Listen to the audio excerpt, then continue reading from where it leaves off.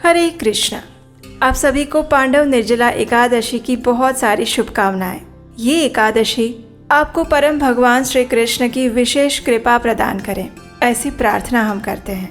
प्रत्येक वर्ष ज्येष्ठ मास के शुक्ल पक्ष में आती है पांडव निर्जला एकादशी, जिसे भीमसेनी एकादशी के नाम से भी जाना जाता है।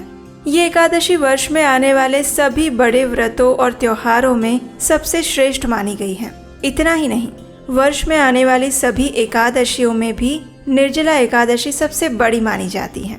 हमारे शास्त्रों का मत है कि जो भी मनुष्य पूर्ण श्रद्धा और नियम पूर्वक निर्जला एकादशी का पालन करता है, उसे वर्ष की सभी एकादशियों का फल मिल जाता है। तो चलिए, ऐसी अत्यंत पवित्र और मंगलमय एकादशी के सुअवसर पर हम उससे जुड़ी हुई पौराणिक कथा का श्रवण करते हैं। आइए आज की पांडव निर्जला एकादशी कथा का आरंभ करते हैं। जैसा कि हम सब जानते हैं, पांडवों में से एक है भीमसेन, जो कि अत्यंत बलशाली और शक्तिशाली है।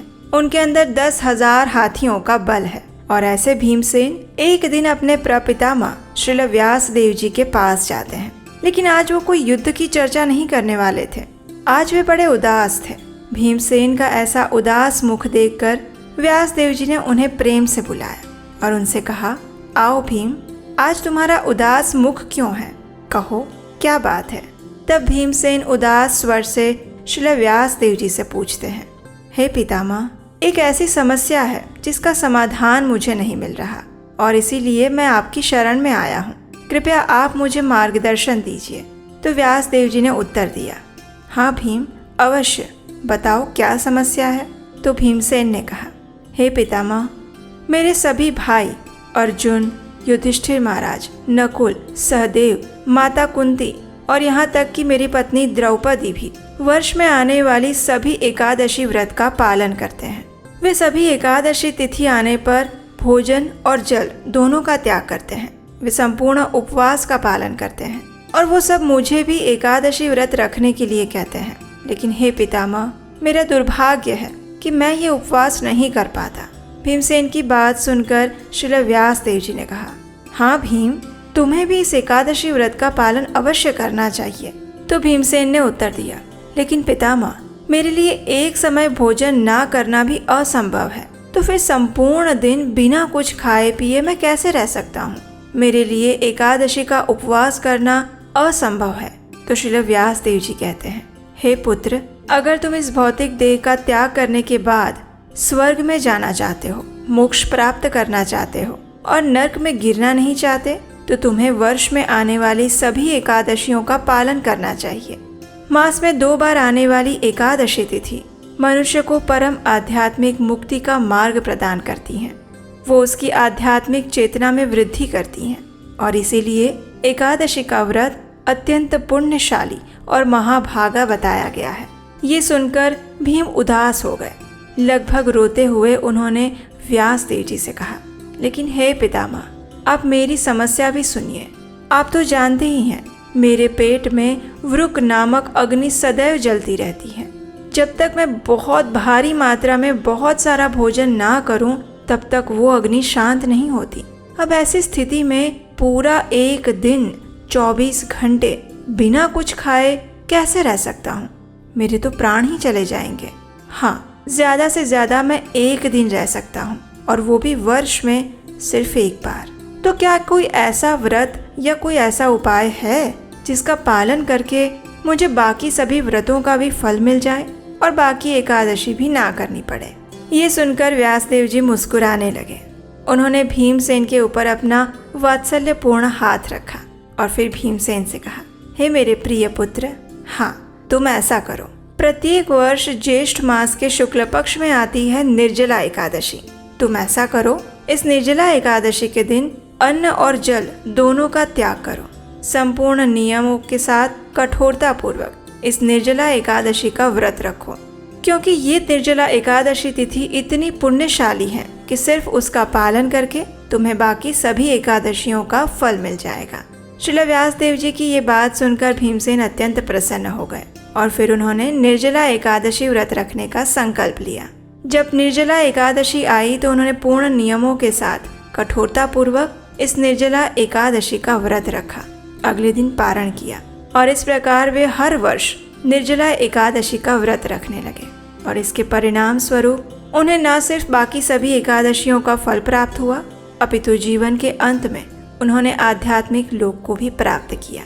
इस निर्जला एकादशी के महात्म्य का वर्णन सुनाते हुए भगवान श्री कृष्ण कहते हैं कि जो भी मनुष्य पूर्ण श्रद्धा और मनोभाव से नियम पूर्वक इस निर्जला एकादशी का व्रत करता है, इस दिन अन्न और जल दोनों का त्याग करके उपवास करता है, उसके करोड़ों वर्षों के संचित पाप कर्म नष्ट हो जाते हैं।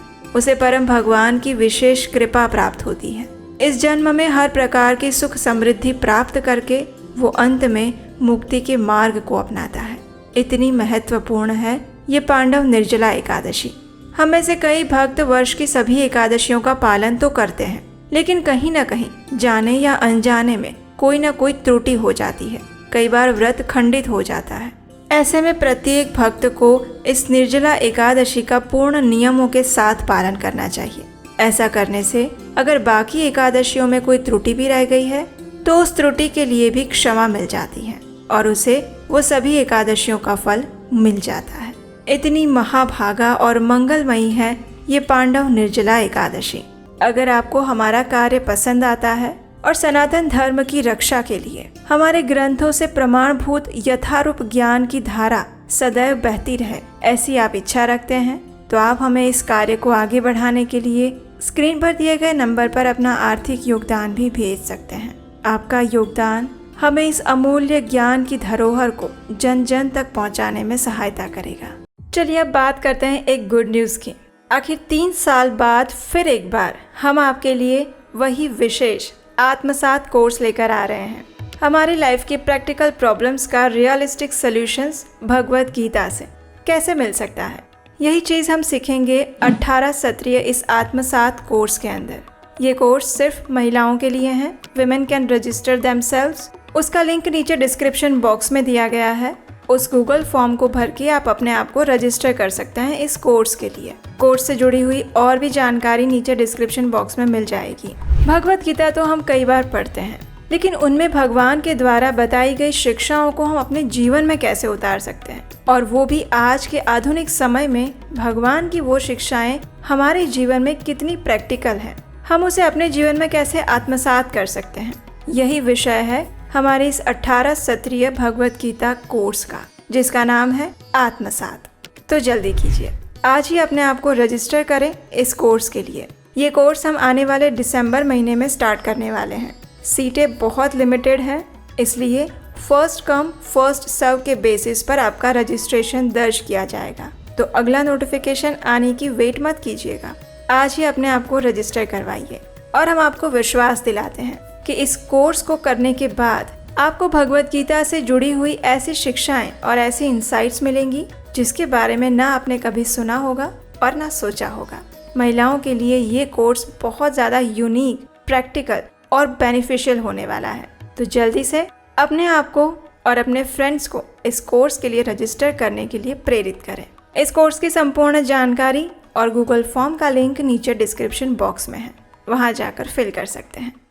चलिए अब इसी एकादशी के उपलक्ष्य में हम एक और पौराणिक कथा का श्रवण करते हैं, क्योंकि इस निर्जला एकादशी के अवसर पर जितना अधिक भगवान की लीलाओं का श्रवण और कीर्तन किया जाए, उतना ही पुण्य फल अधिक प्राप्त होता है।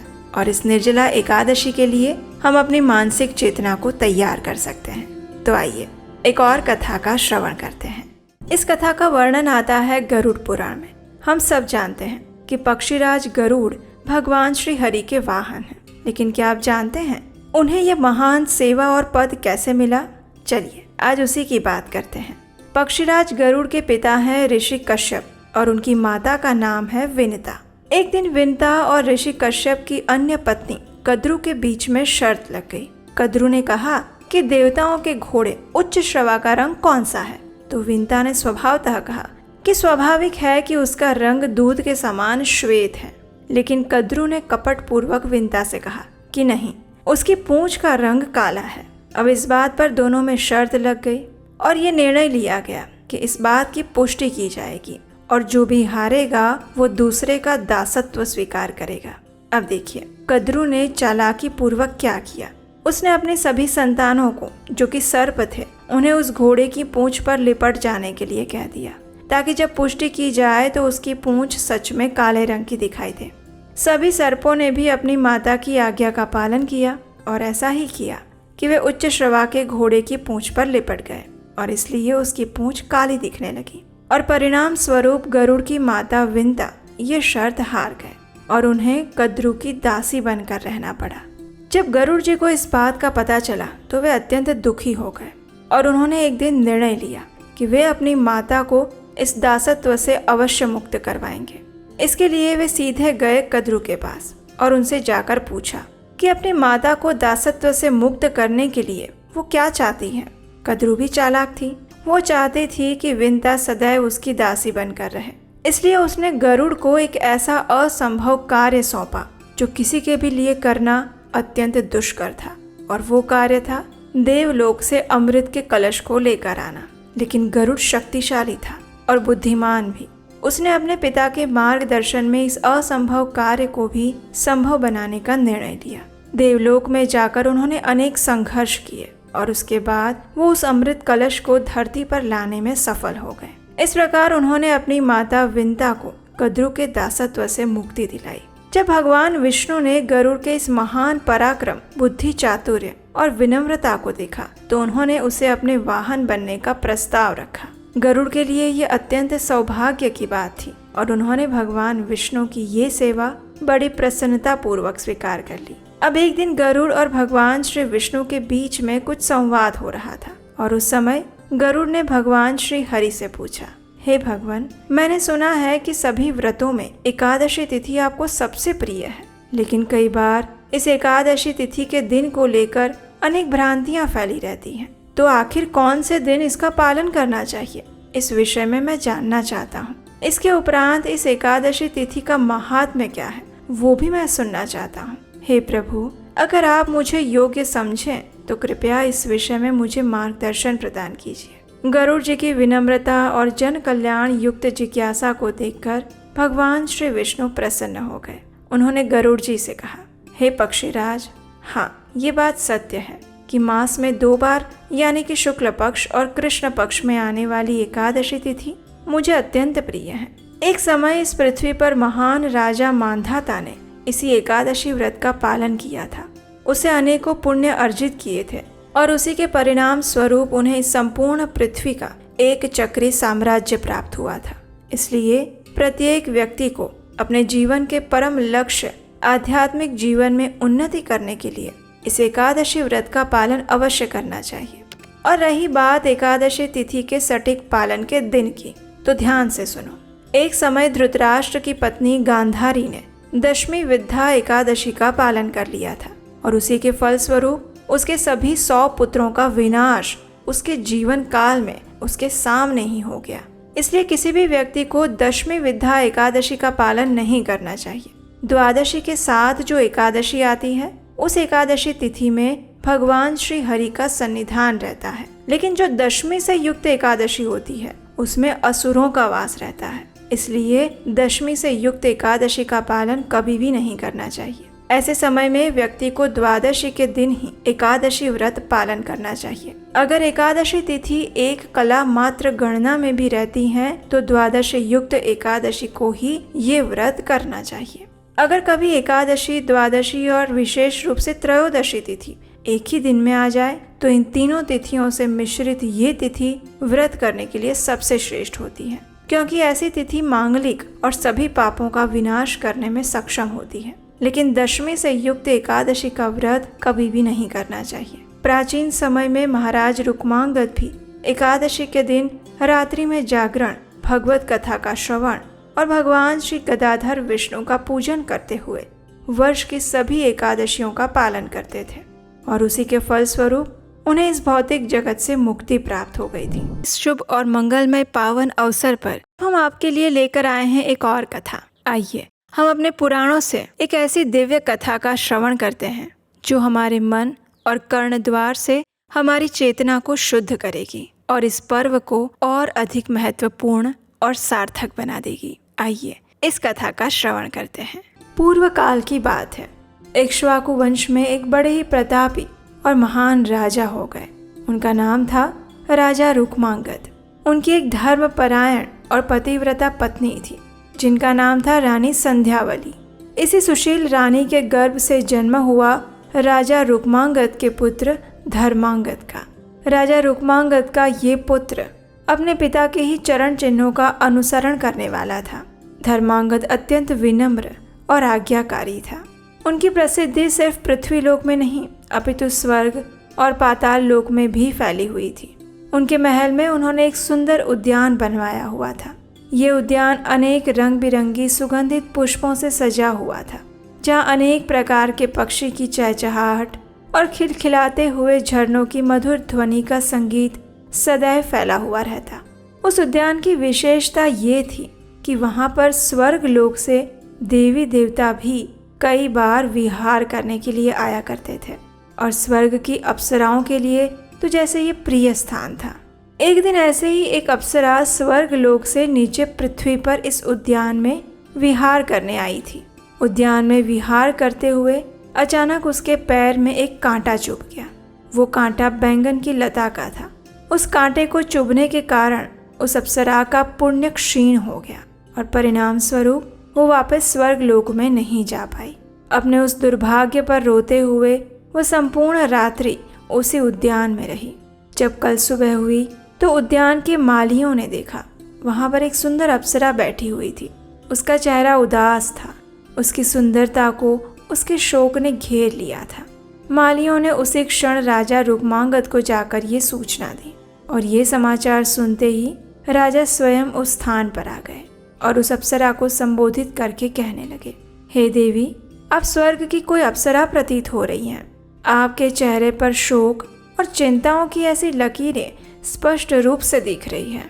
कृपया आप बताइए कि मैं किस प्रकार आपकी सहायता कर सकता हूँ। राजा के ऐसे उष्मापूर्ण वचनों को सुनकर उस अप्सरा ने राजा से कहा, हे राजन, मैं आपके उद्यान से आकर्षित होकर स्वर्ग से यहाँ पर आई थी, लेकिन दुर्भाग्यवश मेरे पैर में एक कांटा चुभ गया जिससे मेरा पुण्य क्षीण हो गया और अब मैं वापस स्वर्ग लोक में नहीं जा पाई।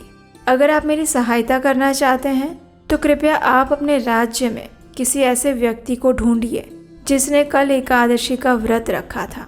अगर ऐसा कोई व्यक्ति हाथ में जल लेकर अपनी एकादशी का फल मुझे अर्पित कर देगा तो उस पुण्य फल के प्रभाव से मैं वापस स्वर्ग में जा पाऊंगी।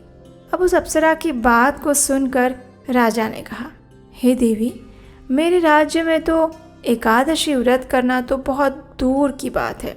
किसी ने इस व्रत के विषय में सुना भी नहीं होगा, इसलिए ऐसा कोई भी व्यक्ति मिलना असंभव है। ये सुनकर अप्सरा ने कहा, अगर कोई व्यक्ति बिना जाने ही अगर कल भूखा और प्यासा रहा हो तो उससे भी आप ये एकादशी संकल्प दिलवा सकते हैं।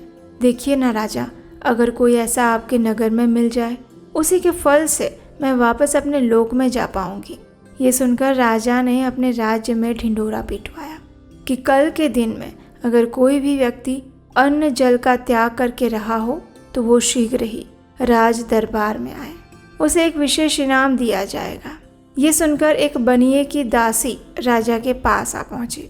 उसने राजा से कहा कि कल मेरे स्वामी ने बिना किसी अपराध के ही मुझे दंडित कर दिया था, इसलिए मैं दिन रात अन्न जल का त्याग करके पूरी रात्रि जागती रही हूँ। राजा ने उस दासी का स्वागत किया, उसे एकादशी व्रत का संकल्प दिलवाया और इस व्रत के फल को प्राप्त करके अप्सरा उसी क्षण अपने स्वर्ग लोक में वापस चली गई।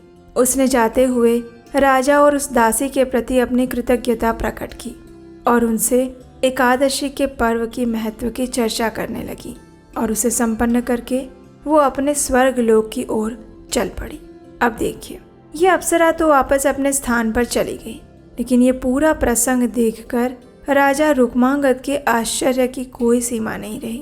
उन्होंने मन में ही सोचा कि अगर बिना एकादशी व्रत का नियम पालन किए सिर्फ भूखे प्यासे रहकर भी इतना पुण्य फल अर्जित किया जा सकता है, तो इस एकादशी व्रत का संकल्प लेकर नियम पूर्वक पालन करना कितना पुण्यशाली हो सकता है। ये सोचकर राजा ने अपने गुरु से इस एकादशी व्रत और उसके महात्म्य के विषय में और अधिक श्रवण किया और उसी क्षण राजा ने ये संकल्प लिया कि अब से मैं और मेरा परिवार प्रत्येक मास में आने वाली सभी एकादशी तिथियों का नियम पूर्वक पालन करेंगे। इतना ही नहीं, मेरी प्रजा के लिए भी ये व्रत सर्वोत्तम रहेगा। इसलिए राजा रुक्मांगद ने अपने राज्य में भी ये आदेश दिया कि अब से सभी एकादशी व्रत का पालन करेंगे। और उसके परिणाम स्वरूप राजा रुक्मांगद के राज्य में समृद्धि और सुख के साथ साथ भगवान श्री हरि की भक्ति का भी उदय हुआ। एकादशी के इस महात्म्य का वर्णन करते हुए वायु पुराण में कहा गया है, एकादशी व्रतम यस्तु भक्तिमान कुरुते नरः सर्व पाप विनिर्मुक्ता स विष्णुर्याति मंदिरम। अर्थात वो व्यक्ति जो भक्तिमय भाव से एकादशी व्रत का पालन करता है वो समस्त कठिनाइयों और पापों से मुक्त हो जाता है। शुद्ध होने पर वो भगवान विष्णु का धाम प्राप्त करता है। और जैसा कि आप सब जानते हैं, इस बार जो एकादशी तिथि आ रही है वो भी 2 दिन आ रही है। तो इस बार भी आपको एकादशी व्रत पालन करने में विशेष सावधानी रखनी होगी। कौन से दिन व्रत पालन करना है इसका विशेष ध्यान रखना होगा। और इन सभी बातों के ऊपर विस्तृत जानकारी के साथ हम पहले ही पांडव निर्जला एकादशी कब है इसका विस्तृत वीडियो बना चुके हैं। उसका लिंक नीचे डिस्क्रिप्शन बॉक्स में मिल जाएगा या फिर आप हमारे चैनल पर जाकर उसे देख सकते हैं। उसमें सभी संशयों का समाधान किया गया है और वो भी शास्त्रों से। और ये थी आज की हमारी पांडव निर्जला एकादशी के उपलक्ष्य में सुनाई गई एक सुंदर पौराणिक कथा। हमें आशा है कि ये कथा आपको अच्छी लगी होगी। निर्जला एकादशी के दिन प्रातः काल में हम इस एकादशी की मुख्य पौराणिक कथा भी लेकर आएंगे। उसे भी याद से सुनने के लिए अगर अभी तक नहीं किया है तो इस चैनल को सब्सक्राइब कर लीजिए, नोटिफिकेशन ऑन रखिए और आप हमारे व्हाट्सएप कम्युनिटी ग्रुप के साथ भी जुड़ जाइए। उसका लिंक नीचे डिस्क्रिप्शन बॉक्स में है। आपकी सहायता से हम अधिक से अधिक लोगों तक इस प्रमाणभूत वैदिक ज्ञान का संदेश पहुंचा पाएंगे और इस कार्य का पुण्य फल आपको भी प्राप्त होगा। तो चलिए इस पांडव निर्जला एकादशी के लिए अपनी मन और चेतना को अच्छे से तैयार करते हैं और चिंतन में सदैव भगवान श्री मधुसूदन का स्मरण करते हैं। हरे कृष्ण।